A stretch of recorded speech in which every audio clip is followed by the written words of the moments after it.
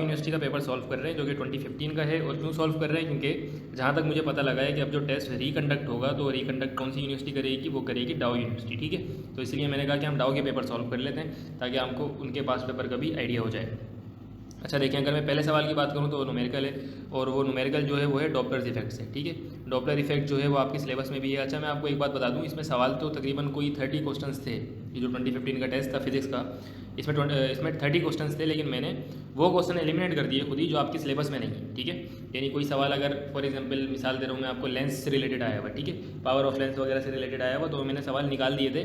उसकी वजह ये है कि अभी जो आपका 2023 का सिलेबस आया है उसमें नहीं है ना वो, तो वो सवाल नहीं आ सकता। ठीक है, वो अगर आएगा तो आउट ऑफ सिलेबस होगा, वैसे सवाल नहीं आएगा, आउट ऑफ सिलेबस सवाल आ नहीं रहा आपके टेस्ट में जो इस बार हो रहे हैं। ठीक है, अच्छा जैसे कि मैंने बताया सवाल डॉपलर इफेक्ट से। सवाल जब आप पढ़ोगे तो देखो डॉपलर इफेक्ट के आप सारे केस भी अलग अलग याद करने की ज़रूरत नहीं है। छोटी सी ट्रिक बताऊंगा, हो सकता है थोड़ी देर लगे सवाल समझाने में, लेकिन आपको इस तरह समझ में आ जाएगा कि कोई भी सवाल अगर डॉपलर इफेक्ट से आएगा, चाहे वो न्यूमेरिकल हो या वैसी सवाल हो, तो आप वो आराम से सॉल्व कर लोगे, आपको कोई भी मसला नहीं होगा। अच्छा देखें, अब देखें सवाल में पूछा है train is approaching station at 90 kilometre per hour. ठीक है, ट्रेन जो है वो अप्रोच कर रही है स्टेशन को, उसकी स्पीड है 90 किलोमीटर पर आवर। ठीक है, ये बात तय हो गई। Sounding a whistle of frequency 1000 hertz. ठीक है, आपने देखा होगा ट्रेन में अक्सर विसल, सीटी को कहते हैं, सायरन बजता है। ठीक है, ट्रेन के आने से पहले तो सायरन बजा रही है ट्रेन और स्टेशन पर आ रही है। अभी सवाल पूछ रहा है what will be the apparent frequency heard by the listener. ठीक है, आप लिसनर हो, आप स्टेशन पर बैठे हुए हो, लिखा हुआ है by the listener sitting on the platform, यानी लिसनर जो है वो बैठा हुआ है, वो मूव नहीं कर रहा, लिसनर बैठा हुआ है। If the train moves away, ठीक है, ये इंपॉर्टेंट है, ट्रेन मूव्स अवे यानी स्टेशन से ट्रेन दूर जा रही है। ठीक है, लिसनर स्टेशन पे बैठा हुआ है, ट्रेन जो है स्टेशन से दूर जा रही है, विद द सेम स्पीड, उसी स्पीड से दूर जा रही है जिससे आ रही थी, यानी 90 किलोमीटर पर आवर की स्पीड से दूर जा रही है वो। आपको क्या करना है, आपको अब ये बताना है कि वो जो फ्रीक्वेंसी लिसनर सुनेगा आपको वो बतानी है। What will be the apparent frequency, देखिए लिखा हुआ है ना, what will be the apparent frequency heard by the listener. ठीक है, ठीक है, सिटिंग ऑन द प्लेटफॉर्म। देखें इसका डॉपलर इफेक्ट का एक हमारे पास होता है जनरल फार्मूला, वो हम डिस्कस करते हैं। तो देखें जनरल फार्मूला जो आपके पास होता है, अपेरेंट फ्रीक्वेंसी को मैं शो कर देता हूँ, एफ ए से वो फार्मूला होता है F A is equals to F, ये वो फ्रीक्वेंसी है ओरिजिनल फ्रीक्वेंसी एफ, और ब्रैकेट में आपके पास क्या आएगा, दो चीज़ें होंगी, एक न्यूमरेटर होगा और एक डिनोमिनेटर होगा। न्यूमरेटर में आपके पास होगा v और प्लस माइनस वी ओ, और डिवाइड में आपके पास होगा v और माइनस प्लस वी एस।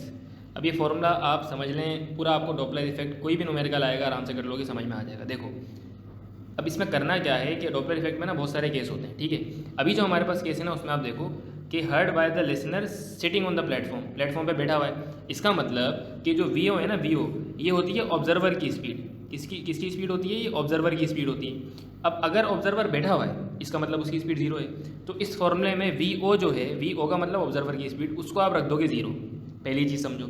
दूसरी चीज़ ये जो वी एस है ये सोर्स की स्पीड है, सोर्स मतलब जहाँ से आवाज़ आ रही है। आवाज़ कहाँ से आ रही है, आवाज़ आ रही है ट्रेन से। ठीक है, ट्रेन से आवाज़ आ रही है, और ट्रेन की स्पीड हमें कितनी दी हुई है, 90 किलोमीटर पर आवर। तो जो वी एस आपके पास है यानी सोर्स की जो स्पीड है वो आपके पास है 90 किलोमीटर पर आवर। इसको हम कन्वर्ट करेंगे मीटर पर सेकंड में, लेकिन फिलहाल अभी सवाल पे हम ध्यान देते हैं। ठीक है, तो ये दो चीज़ें तो आपके समझ में आ गई होंगी। यहाँ पर जो वी लिखा हुआ है, सिर्फ वी जो लिखा हुआ है ये है स्पीड ऑफ साउंड। जाहिर सी बात है सायरन में से साउंड की आवाज़ आएगी ना, तो ये वी जो है स्पीड ऑफ साउंड है, और स्पीड ऑफ साउंड की वैल्यू आपको दी हुई है 340 मीटर पर सेकंड। अगर नहीं भी दी हुई हो तो अज्यूम करें 332 या 340 मीटर पर सेकंड होती है नॉर्मल कंडीशन में। ठीक है, तो वो हो जाएगी। और ये जो एफ है ये फ्रीक्वेंसी है जो आपको दी हुई है, कौन सी फ्रीक्वेंसी है, जो नॉर्मल फ्रीक्वेंसी है। अपेरेंट फ्रीक्वेंसी तो हम निकालेंगे ना, नॉर्मल फ्रीक्वेंसी जो है वो 1000 हर्ट्ज है। ठीक है, अब देखें इंपॉर्टेंट चीज़ जो है वो ये है, इसमें बहुत सारे केसेस होते हैं डॉपलर इफेक्ट में। अभी जो हमें केस दिया हुआ वो मैं आपको समझाता हूँ। यहाँ पे लिखा हुआ है if the train moves away, इसका मतलब सोर्स, ट्रेन जो है वो सोर्स है ना, तो ट्रेन को हम थोड़ी देर के लिए सोर्स का नाम दे देते हैं। सोर्स जो है वो मूव्स अवे लिखा हुआ है, इसका मतलब सोर्स जो है वो अवे जा रही है। किससे अवे जा रही है, ऑब्जर्वर से अवे जा रही है। ठीक है, यानी कि सोर्स जो है वो ऑब्जर्वर से दूर जा रही है। अब देखिए कॉमन सेंस की बात है, अगर ट्रेन के सायरन में से आवाज़ आ रही है और वो आपसे दूर जा रही है, इसका मतलब फ्रीक्वेंसी कम होगी, और अगर वो करीब आ रही है तो फ्रीक्वेंसी क्या होगी, ज़्यादा होगी। ठीक है, तो इसका मतलब हमें एक चीज़ समझ में आ गई, हमें क्या चीज़ समझ में आ गई कि जो अपेरेंट फ्रीक्वेंसी है, इसको मैं मिटा देता हूँ, जो अपेरेंट फ्रीक्वेंसी आपके पास है वो कम आनी चाहिए किससे, फ्रीक्वेंसी से, यानी कि जो 1000 है उससे कम आनी चाहिए। अब देखें सारे ऑप्शन दिए हैं मैं, उसमें सारी फ्रीक्वेंसियाँ कम ही लिखी हुई हैं। ठीक है, सारी कम ही लिखी हुई हैं, इसका मतलब कोई ऑप्शन हम एलिमिनेट नहीं कर सकते इस चीज़ से। दूसरी बात आप ये याद रखें कि इस फॉर्मूले में अभी जो प्लस माइनस लगे हुए इसमें से प्लस और माइनस हम हटाएंगे। ये फॉर्मूला मैं बनाऊंगा, किस तरह बनाऊंगा, मैं इस फॉर्मूले को इस केस के लिए जो सवाल हमें दिया हुआ है इस केस के लिए फॉर्मूला बनेगा, अपेरेंट फ्रीक्वेंसी हो जाएगी एफ, और ये जो वी है इसको मैं सेम लिखूंगा, प्लस माइनस की जगह मैं यहाँ पर लगाऊंगा, बल्कि प्लस माइनस इसके साथ ही लगा दें। लेकिन एक बात आप नोटिस करें कि जो ऑब्जर्वर की वेलोसिटी है या स्पीड है वो तो जीरो है, इसका मतलब ये v प्लस माइनस जीरो आएगा, और v प्लस माइनस जीरो का मतलब है तो लगाने की ज़रूरत ही नहीं है, क्योंकि प्लस करो या माइनस करो जीरो कोई फ़र्क नहीं पड़ता, तो सिर्फ न्यूमिनेटर में v आएगा। तो फॉर्मूला देखें कितना आसान हो गया। अब सवाल ये पैदा होता है डिनोमिनेटर में क्या आएगा, क्योंकि सोर्स की स्पीड तो बहरहाल कुछ ना कुछ है, और वो क्या है 90 किलोमीटर पर आवर है। ठीक है, अब देखें थोड़ा सा आपको समझना पड़ेगा, यहाँ पर ध्यान देना पड़ेगा। जो अपेरेंट फ्रीक्वेंसी हमें पता है वो कम होगी, ठीक है। अब ये जो v लिखा हुआ है ना, ये तो कांस्टेंट ही रहेगा। देखें ऊपर भी v लिखा हुआ है, नीचे भी v लिखा हुआ है। v के साथ प्लस माइनस ऑब्जर्वर की स्पीड आती है, और नीचे माइनस प्लस सोर्स की स्पीड आती है। माइनस प्लस क्यों लिखा है इसको समझना। देखो अगर तो आपका जो सोर्स है वो दूर जा रही है ऑब्जर्वर से, तो आपको ये सिर्फ नोटिस करना है कि जब सोर्स दूर जा रही है, ठीक है, अवे जा रही है, सोर्स दूर जा रही है, तो आपको कॉमन सेंस से समझ में आ जाएगा कि भाई फ्रीक्वेंसी कम होगी। अब फ्रीक्वेंसी कम किस सूरत में होगी, अगर आप यहाँ पर प्लस लगाओगे ना तो आपके पास फ्रीक्वेंसी जो है वो कम होगी। ये कैसे कह दिया, देखो ये मैंने ऐसे कह दिया क्योंकि डिनोमिनेटर में जब भी वैल्यू बड़ी होती है ना तो आंसर छोटा आता है। ठीक है, किस चीज़ का आंसर छोटा आता है, ये जो v upon V plus V S लिखा हुआ है ना, इस पूरे का आंसर छोटा आएगा। ठीक है, इसकी मैं मिसाल आपको देता हूँ, इसकी मैं मिसाल चलें आपको ऐसे देता हूँ। देखें अगर 2 है और अपॉन में आपने लिख दिया 2 ही लिख दिया। अब मैं आपसे पूछूँ, क्योंकि v अपॉन वी लिखा हुआ है ना यहाँ पर भी, अब मैं आपसे पूछूँ कि भाई एक केस में मैं यहाँ पे कर देता हूँ 2 + 1 है ना, और दूसरे केस में मैं यहाँ पे कर देता हूँ 2/2 - 1। अब 2/2 + 1 का आंसर क्या आएगा 2/3। ठीक है, और 2/2 - 1 का आंसर क्या आएगा 2/1। अपॉन में 1 लिखते नहीं है, इसका आंसर क्या आया, इसका आंसर 2 आया, और 2/3 का आंसर क्या आएगा 1 से कम आएगा, तकरीबन 0.6 आएगा। अब आप मुझे बताएं आंसर कम किसका आया, आंसर कम उसका आया जिसमें हमने डिनोमिनेटर में वैल्यू बढ़ाई थी, यानी प्लस किया था 1, क्योंकि डिनोमिनेटर में जब भी आप डिनोमिनेटर को बढ़ाओगे ना तो आंसर छोटा हो जाता है। ठीक है, इसीलिए हमने डिनोमिनेटर में जो आपके पास वी लिखा हुआ है इसको हमने प्लस का रखा। अब आप बोलोगे सर हमें कैसे पता लगा कि हमें डिनोमिनेटर मतलब हमें वैल्यू को कम करना है या बढ़ाना है, तो अभी तो बताया, क्योंकि सोर्स जो है वो अवे जा रही है तो फ्रीक्वेंसी कम होगी। तो आपको जब पता है कि अपेरेंट फ्रीक्वेंसी कम होगी तो डिनोमिनेटर में वैल्यू प्लस में लगाओ, सोर्स की स्पीड किस में लगाओ प्लस में। लेकिन जब सोर्स करीब आ रही हो, यानी कि कोई सवाल आपको दिया हुआ हो जिसमें सोर्स जो है वो लिसनर के करीब आ रही हो, ठीक है, तो उस सूरत में जो है आप क्या लगाओगे, आप यहाँ पर माइनस लगाओगे, क्योंकि जब भी डिनोमिनेटर को छोटा करते हैं तो या इस वाले केस में बताया आंसर आपके पास बड़ा आता है। ठीक है, तो जो फॉर्मूला मैंने आपको बताया वो ये वाला फॉर्मूला है, ये हमें यूज़ करना है v/v + vs। ठीक है, ये फॉर्मूला हम यूज़ करते हैं, देखते हैं हमारा आंसर क्या आ रहा है। देखें तो FA निकालने के लिए जब मैं वैल्यूज पुट करूँगा तो मुझे जो फ्रीक्वेंसी दी हुई थी वो मुझे दी हुई थी 1000 हर्ट्ज़, तो मैंने 1000 हर्ट्ज़ यहाँ पे लिख दिया। v जो है स्पीड ऑफ साउंड है, स्पीड ऑफ साउंड हमें दी हुई है 340 मीटर पर सेकंड, और अपॉन में भी v है तो यहाँ पे भी 340 आ जाएगा, प्लस में यहाँ पर था 90 किलोमीटर पर आवर। अब किलोमीटर पर आवर को आपको कन्वर्ट करना है मीटर पर सेकंड में, इसलिए कन्वर्ट करना है क्योंकि ये जो आपके पास स्पीड ऑफ साउंड है ये आपके पास मीटर पर सेकंड में है, या तो ये भी किलोमीटर पर आवर में होती तो हमें आसानी होती, क्योंकि दोनों अपॉन में है ना कैंसिल हो जाता है यूनिट, तो हमें इसको कन्वर्ट करना पड़ेगा मीटर पर सेकंड में 90 किलोमीटर पर आवर को। ठीक है, 90 किलोमीटर पर आवर को कैसे कन्वर्ट करेंगे, देखिए 90 किलोमीटर का मतलब होता है 1000 मीटर, तो 1000 से इसको मल्टीप्लाई करेंगे, और एक घंटे में आपके पास सेकंड कितने होते हैं 3600 सेकंड होते हैं। तो इस तरह आप इसको कन्वर्ट कर सकते हो, 2 0 से 2 0 आपके पास कैंसिल हो जाएंगे, यानी आपको इसको 10 से मल्टीप्लाई करना है और 36 से आपको इसको करना है डिवाइड, तो ये हो जाएगा आपके पास 900 डिवाइडेड बाय 36। ठीक है, तो 900/36 को जब आप सॉल्व करोगे, 90 को 10 से मल्टीप्लाई करेंगे तो 900 आ जाएगा, और अपॉन में 36 है, तो जब आप इसको सॉल्व करोगे तो 3 के टेबल से काट दो, 3 1 3, 3 2 6, और ऊपर 3 3 9 और 2 0 सेम आ जाएंगे, तो 312 आ गया। उसके बाद इसको 2 के टेबल से काट सकते हो, या दोबारा 3 के टेबल से काट दो, 3 4 12 होता है, 3 1 3, और ये 2 0 दोबारा सेम आ गए। उसके बाद 4 1 4 होता है आपके पास, और 4 2 8 होता है, और 2 यहाँ पर कैरी होगा, और 4 5 20 होता है, 25 आपके पास आ रहा है। इसका मतलब यहाँ पे आप 25 आपको ऐड करना होगा। ठीक है, जब आप यहाँ पे 25 ऐड करोगे तो आपको जो आंसर मिलना चाहिए वो मिलना चाहिए 1000, और यहाँ पर आपके पास होना चाहिए 340, और 340 में आपको ऐड करना है 25। ठीक है, तो ये आपके पास 340 और प्लस 25 हो जाएगा 365, और यहाँ पर आप देखेंगे 365 है आपके पास, और ऊपर आपके पास 340 है, मल्टीप्लाई इसको करना है 1000 से। ठीक है, तो हम इसको फर्दर 5 के टेबल से डिवाइड करके सॉल्व भी कर सकते हैं, लेकिन मैं आपको एक छोटी सी चीज़ बताता हूँ, अगर आप नोटिस करें तो देखें 1000 को हमें मल्टीप्लाई करना है इस रेशो से यहाँ पर जो लिखा हुआ है। अब आप अगर नोटिस करो तो ऊपर भी 340 है और नीचे भी 340 है, सिर्फ फ़र्क क्या है 340 में डिनोमिनेटर में एक 25 ऐड हुआ है, और जैसा कि मैंने आपको बताया डिनोमिनेटर में जब कोई भी चीज़ आप बढ़ाओगे तो न्यूमिनेटर जो आपका आंसर है वो छोटा आएगा, यानी FA जो है वो छोटा हो जाएगा, यानी 1000 जो है वो भी छोटा हो जाएगा। ठीक है, तो अब कितना छोटा होगा 1000 से। ठीक है, अब याद रखें आपने डिनोमिनेटर में सिर्फ 25 ऐड किया है ना, तो 1000 भी थोड़ा सा कम होना चाहिए, ज़्यादा ड्रास्टिक चेंज उसमें नहीं आना चाहिए। जब आप ऑप्शन आकर देखोगे ऊपर तो आप ऑप्शन में देखोगे कि पहला ऑप्शन है 931.5 हर्ट्ज़ जो कि 1000 के करीब है। ठीक है, दूसरा ऑप्शन है 105, तीसरा ऑप्शन है आपके पास 135, चौथा ऑप्शन है 153, और पांचवा ऑप्शन है 164। इसका मतलब 1000 के सबसे करीब जो ऑप्शन है वो 931.5 हर्ट्ज़ ही है। ठीक है, इससे आपको अंदाज़ा हो जाना चाहिए कि जो हमारा आंसर है वो 931 ही है, यानी ए ऑप्शन ही हमारा आंसर है, ए ऑप्शन हमारा आंसर है। अगर आप इसको सॉल्व करना चाहो तो आप इसको सॉल्व भी कर सकते हो, इसको भी आप 5 के टेबल से कैंसिल करो, इसको भी आप 5 के टेबल से कैंसिल करो और फिर कैलकुलेशन करते करते आपको आंसर मिलेगा।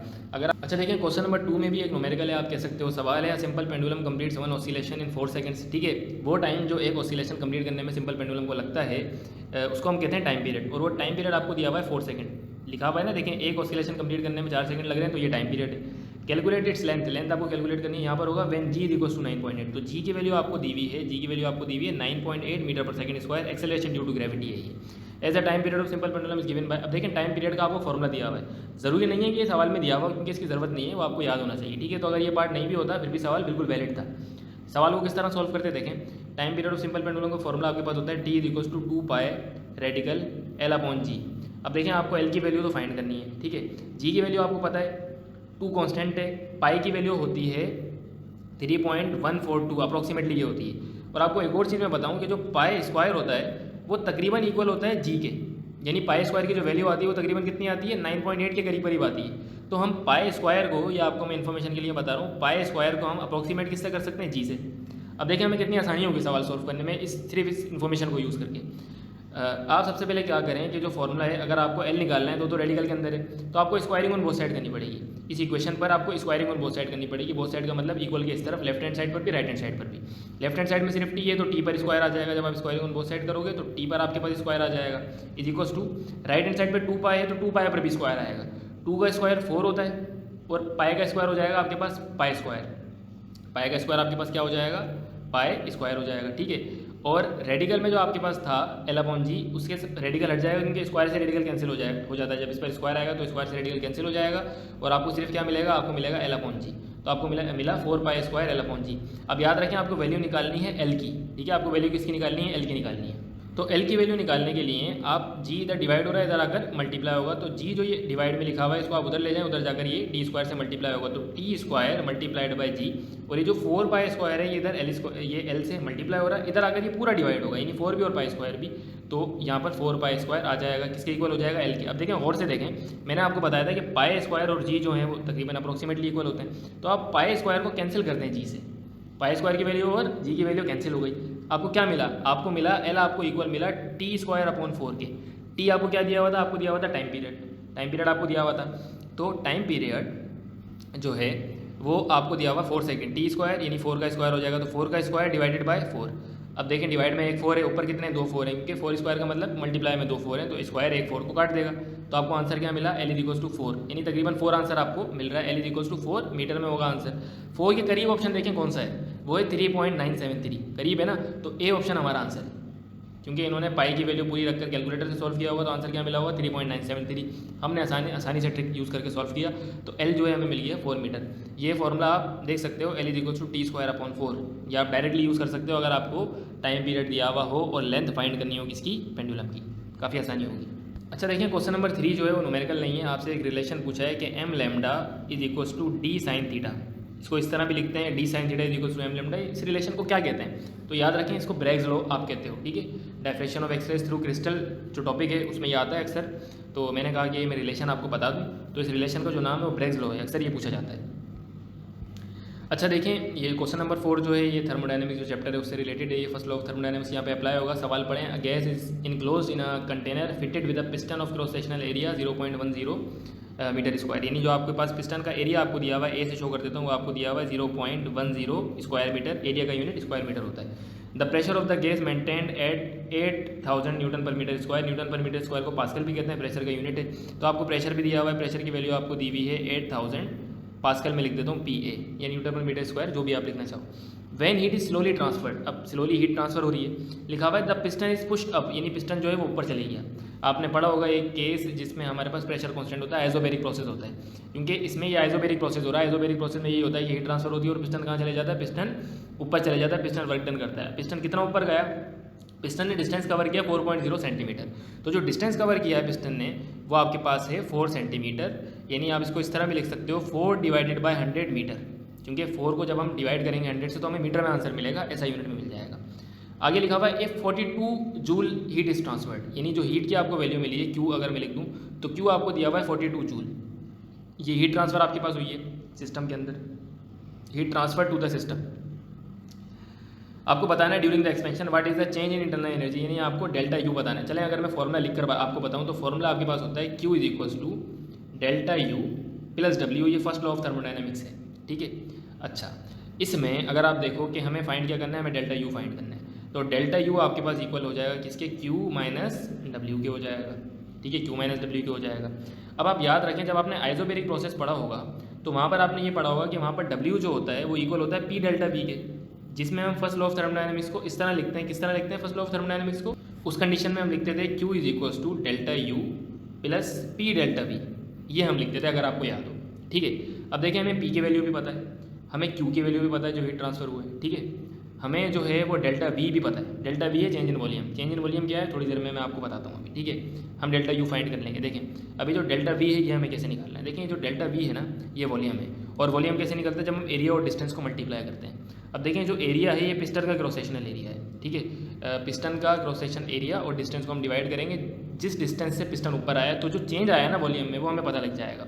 अगर मैं आपको समझाऊँ तो देखें अगर हमारे पास ये कंटेनर है, ठीक है, पहले इसका पिस्टन यहाँ पर था, ठीक है, मिसाल दे रहा हूँ, जब आपने इसको हीट किया तो अब इसका पिस्टन जो है वो इस पोजीशन पर आ गया, ठीक है, थोड़ा सा ऊपर आ गया, तो ये जो डिस्टेंस कवर किया है यहाँ से लेके यहाँ तक, आप समझ रहे होगे मेरी बात, ये जो डिस्टेंस कवर हुआ इतना जो डिस्टेंस कवर हुआ है इसकी वैल्यू हमें पता है ये 4 सेंटीमीटर, और ये जो पिस्टन आपके पास लगा हुआ है इसका कोई ना कोई क्रॉस सेक्शनल एरिया भी होगा।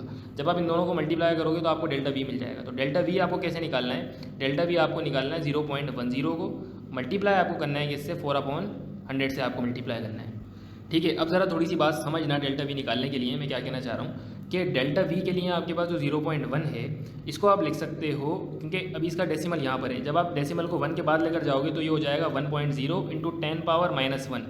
10⁻⁻1 क्यों हुआ, 10⁻⁻1 इसलिए हुआ क्योंकि जो डेसिमल है जब वो आप राइट पर लेकर जाते हो एक बार तो माइनस में आपके पास एक पावर आ जाती है माइनस की, अगर 2 बार लेके जाते हो तो -2 हो जाता है राइट पर, ठीक है।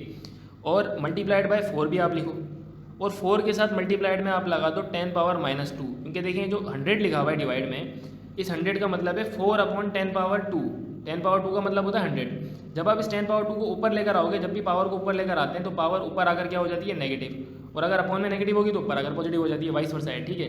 तो देखें हमें मिला क्या, हमें क्या मिला, हमें डेल्टा वी जो अगर हम यहाँ से फाइंड करें तो हमें डेल्टा वी क्या मिल रहा है, 1 तो किसी भी चीज़ से मल्टीप्लाई हो 1 ही आता है, हमें मिल रहा है 10⁻⁻1 मल्टीप्लाइड बाय 4 मल्टीप्लाइड बाय 10⁻⁻2। अब ये दोनों 10 की पावर है, ठीक है, तो इनको आप एक बार लिख दो, यानी 4 लिख दो आप इंटू 10⁻⁻1 और -2, माइनस माइनस प्लस हो जाएगा, ये हो जाएगा -3। तो हमें डेल्टा वी जो मिल रहा है वो हमें मिल रहा है 4 इंटू 10⁻⁻3। मैंने इतनी मेहनत क्यों करी अभी आप देखना, आपको अंदाज़ा होगा कि मैंने क्यों किया है ये, ठीक है। फॉर्मूला देखें आप लोगों की समझ में आ गया होगा फॉर्मूला में किस तरह यूज़ करना है। ये हमारे पास formula Q is equal to delta U plus P delta V. अब आप देखें जो क्वांटिटी है पी डेल्टा वी, इसको आप देखिएगा किस तरह ये सॉल्व होकर आराम से आ जाएगी। याद रखें पी हमें कितना दिया हुआ है 8000 पास्कल, ठीक है, 8000 पास्कल को चले हम सॉल्व करते हैं। क्यू की वैल्यू यहाँ पर अगर मैं क्यू की वैल्यू लिखूँ तो क्यू की वैल्यू हमें दी हुई है 42, तो मैंने 42 यहाँ पर लिख दिया, is equal to delta U हमें फाइंड करना है।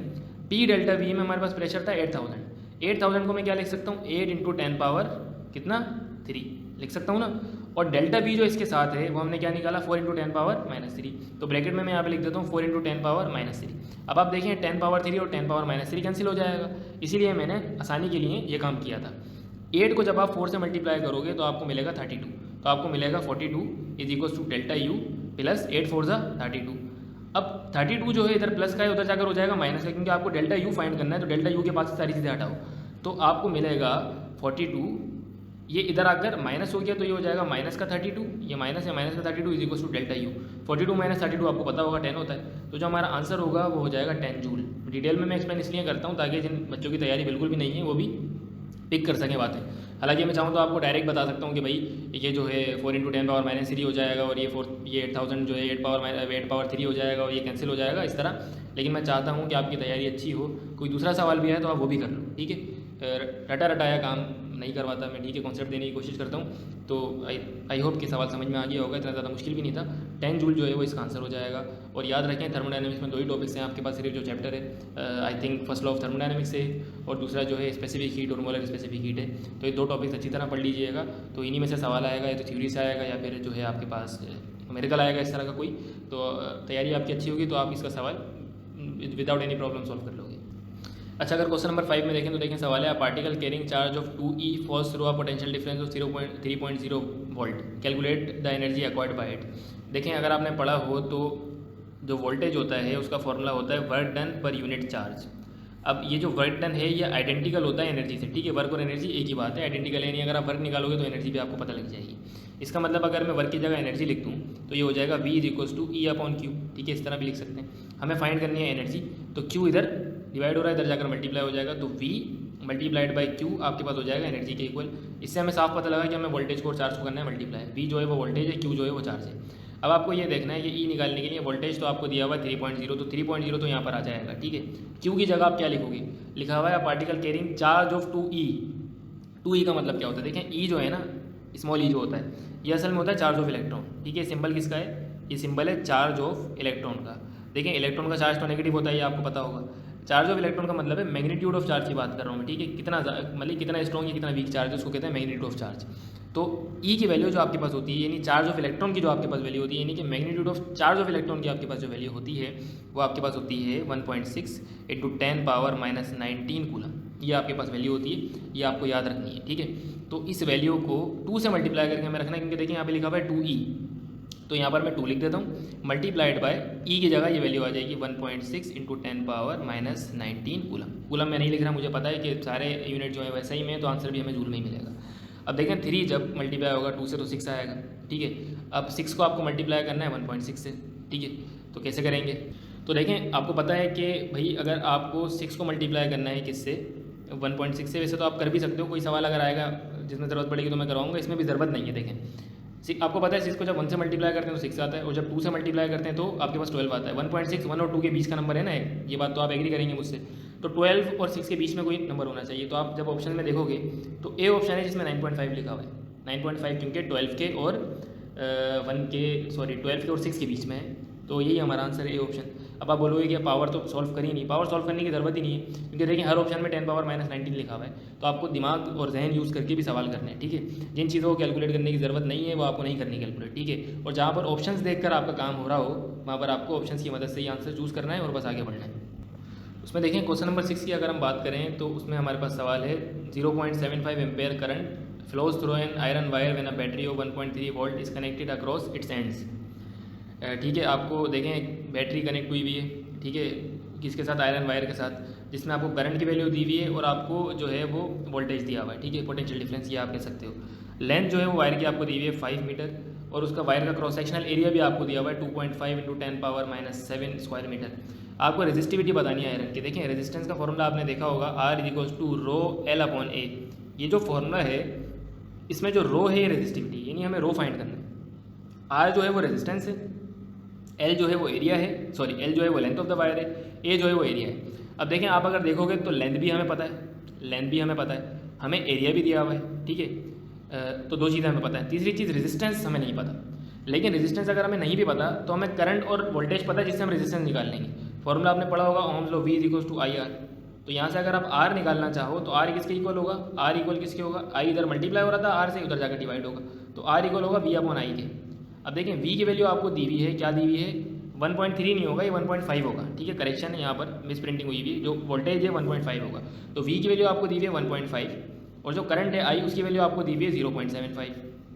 अब R के लिए कैसे सॉल्व करोगे आप, तो देखिए एक छोटी सी चीज़ आप समझें कि अभी जो डेसिमल है 1.5 का वो 1 और 5 के बीच में है।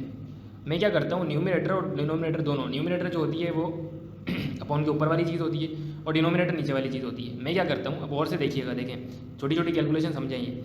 मैं इन दोनों के डेसिमल एक पॉइंट आगे ले जाता हूँ, यानी कि 1.5 को मैं लिख देता हूँ 15, डेसिमल यहाँ से मैं इधर लेकर आ गया, और 0.75 को मैं लिख देता हूँ 7.5, ठीक है। इसका डेसिमल भी मैं 1 पॉइंट आगे लेकर आ गया। मैं एक कदम और आगे जाता हूँ, चलें छोड़ दें, यहाँ तक छोड़ दें, एक कदम आगे जाने की ज़रूरत नहीं है। जब आप डेसिमल एक पॉइंट आगे लेकर जाएंगे तो आपको साफ नज़र आ रहा होगा कि अपॉन में क्या लिखा हुआ है 7.5 और ऊपर क्या लिखा हुआ है 15। 7.5 का डबल क्या होता है, 15 होता है। तो 7.5 बनता 7.5, 7.5 2 ज़ा 15 होता है। इसका मतलब 15 अपॉन 7.5 का आंसर क्या आएगा, 2 आएगा।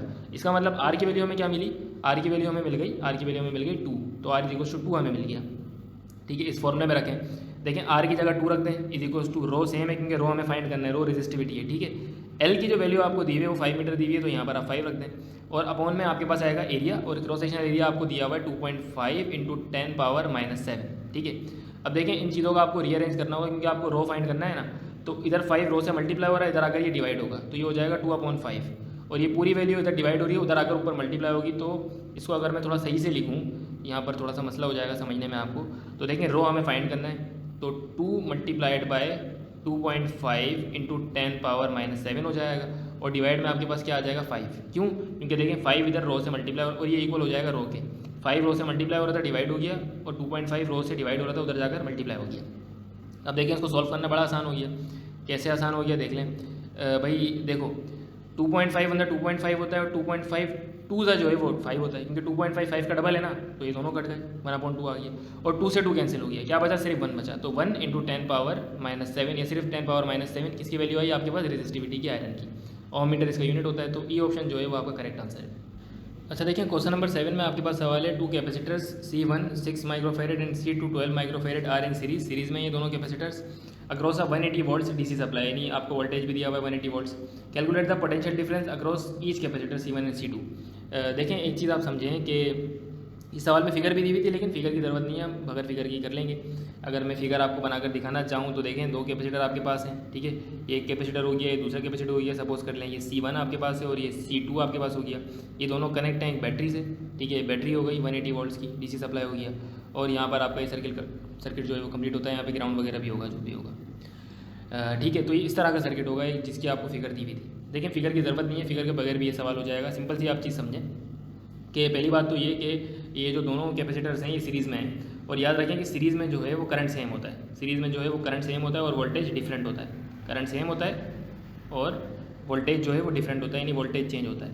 और जो पैरेलल होता है, पैरेलल में जो है वो वोल्टेज सेम होता है और करंट डिफरेंट होता है। दोनों कैपेसिटर्स की बात कर रहा हूँ, दोनों कैपेसिटर्स में जो है सीरीज़ कनेक्शन है, क्योंकि तो दोनों में करंट सेम होगा लेकिन वोल्टेज डिफरेंट होगा। अच्छा, और चार्ज भी दोनों में सेम होगा, जाहिर सी बात है, करंट सेम है तो चार्ज भी सेम होगा। अब देखें कि हमें क्या करना है, हमें दोनों जो कैपेसिटर हैं उसमें हमें पोटेंशियल डिफरेंस फाइंड करना है C1 और C2। कैसे फाइंड करेंगे देखें, सबसे पहले तो आप निकालें इनकी टोटल कैपेसिटेंस। टोटल कैपेसिटेंस का फॉर्मूला क्या होगा सीरीज़ कनेक्शन में? देखें सीरीज़ में टोटल कैपेसिटेंस का फॉर्मूला होता है 1/C = 1/C1 + 1/C2। अगर आप देखोगे तो 6 और 12 है ना ये, तो इनको आप कर लें, ये हो जाएगा 1/6 + 1/12, दोनों माइक्रोफेरेड में, तो माइक्रोफेरेड में ही आंसर आएगा। तो आप ज़रा इनका एलसीएम ले लें, जब आप इनका एलसीएम लेंगे तो 12 भी आएगा एलसीएम इनका। तो या तो आप मल्टीप्लाइड करने का जो तरीका मैंने बताया उससे कर लें, या आप ऐसे भी कर सकते हो कि यहाँ पर 1/6 है तो डिनोमिनेटर को भी 2 से मल्टीप्लाई कर दो, न्यूमिनेटर को, और सॉरी डिनोमिनेटर को भी 2 से मल्टीप्लाई कर दो, तो आपको ये मिल जाएगा 2/6, सॉरी 6 to the 12 होता है, तो ये हो जाएगा 2/12 + 1/12। ऐसा क्यों किया? ताकि डिनोमिनेटर सेम हो जाए। जब भी डिनोमिनेटर सेम होता है तो एलसीएम जो है वो सेम आ जाता है, यानी 12 भी आ जाएगा दोनों के डिनोमिनेटर में, और ऊपर आप डायरेक्टली ऐड कर सकते हो 2 + 1। तो 2 + 1 जो है वो 3 होता है, 3/12 हो जाएगा। 3/12 क्या होता है? 3 × 1 = 3, 3 × 4 = 12। अब याद रहे कि आप ये क्या निकाल रहे थे, या 1/C निकाल रहे थे, तो 1/C आपके पास क्या है? 1/4। इसका मतलब C आपके पास क्या आएगा? टोटल कैपेसिटेंस वो आपके पास आएगी 4 माइक्रोफेरेड। तो टोटल कैपेसिटेंस जो आपके पास है वो 4 माइक्रोफेरेड है। अच्छा, अब आप देखें कि आपको क्या करना है, आपको निकालना है वोल्टेज, ठीक है। तो वोल्टेज आप कैसे निकालोगे? आप फॉर्मूला यूज़ करोगे Q = CV का। ये फॉर्मूला यूज़ करके आप सबसे पहले Q निकालोगे, ठीक है। Q कैसे निकालोगे? आप देखें Q जो है वो इक्वल हो जाएगा, C की वैल्यू आपको मिली 4 माइक्रोफेरेड, और वोल्टेज जो है वो आपको पता है, वो आपको दिया हुआ है 180, ठीक है। तो जब आप 4 को मल्टीप्लाई करोगे या 180 को 4 से मल्टीप्लाई करो तो जाहिर सी बात है आपका आंसर जो मिलेगा वो 720 मिलेगा। तो 720, और Q जो है कूलम होता है तो माइक्रो कूलम हो जाएगा ये, तो 720 माइक्रो कूलम आपको मिल रहा है चार्ज। अब आपको दोनों का वोल्टेज फाइंड करना है। दोनों का वोल्टेज आप कैसे फाइंड करोगे? देखें दोबारा एक Q = CV फॉर्मूला लगाएं, लेकिन अभी पहले वाले किसके लिए? कैपेसिटर के लिए। तो पहले वाले कैपेसिटर के लिए फॉर्मूला हो जाएगा Q = C1 V1, ठीक है। देखिए चार्ज तो सेम ही रहेगा क्योंकि सीरीज़ कनेक्शन है, तो चार्ज की जगह आपको 720 रखना है, ठीक है। और ये जो C1 है इसकी जगह जो C1 की वैल्यू आपको दी हुई थी वो रखनी है, वो 6 दी हुई थी। अगर आप ऊपर देखोगे ना तो एक 6 का था माइक्रोफेरेड और एक 12 का था, तो यहाँ पर आप 6 रख दें, इसकी जगह 6 आ जाएगा। और यहाँ से आप V1 फाइंड करें, तो V1 आपको फाइंड करना है, तो 6 इधर मल्टीप्लाई हो रहा है, इधर आकर डिवाइड होगा, तो ये हो जाएगा 720 / 6 = V1, ठीक है। तो 6 × 6 होता है आपके पास, और 6 10 × 60 होता है, तो 10 आप यहाँ पे ले लें, या इसको आप ऐसा कर लें कि 6 10 × 60 होता है, फिर 6 11 × 66 होता है, 6 12 × 72 होता है, तो 12 आएगा, और 0 जो है ये वाला ये सेम आ जाएगा, तो 120, यानी V1 जो आपके पास आ रहा है वो आपके पास आ रहा है 120। तो 120 हम देखते हैं कौन से ऑप्शन में है, बी ऑप्शन में है, तो 120 वोल्ट्स और 60 वोल्ट्स ये आपके पास होगा आंसर। अच्छा, इसी तरह जो है अगर आप किसी ऑप्शन में दोनों जगह 120 लिखा हुआ हो तो आप दूसरा भी निकाल सकते हैं, यानी दूसरे कैपेसिटर में जो वोल्टेज है वो भी निकाल सकते हैं by using the same formula which is Q = C2 and you can use that V2।